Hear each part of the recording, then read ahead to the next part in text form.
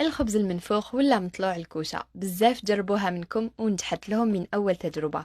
وكما كاين بزاف اللي بعثوا لي رسائل وقالوا لي دينا اعطينا مقدار الفرينه بالضبط باش ننجحوا فيها. وبسم الله نبداو. واش نسحقوا فيها؟ زوج كيسان تاع ماء وملعقه كبيره تاع خميره، ملعقه كبيره تاع سكر، وربع كاس تاع زيت. ونزيدوا لهم الفرينه. انا مولفه ندير عيني ميزاني، مي هاد المره قست لكم راح تسحقوا بالضبط 4 كيسان تاع فرينه. وتبقى دائما كميه الفرينه تختلف على نوعيه الفرينه اللي تستعملوها.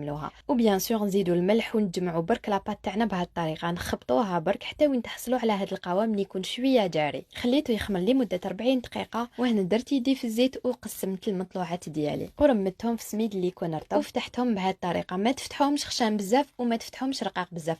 وهنا من الاسرار ما تكثروا لهمش بزاف سميد ومن بعد ما حاش يتنفخوا لكم في الفرن، على خاطر السميد حيكون بزاف ثقيل عليهم. وكما شفتوا شعلت الفرن ديالي على اعلى درجه غير بالفوقه، غير تنفخت لي قلبتها ومن بعد غطيتها. وهاي النتيجه اللي نتحصلوا عليها. صدقوني اخف وابن خبز راح تجربوه.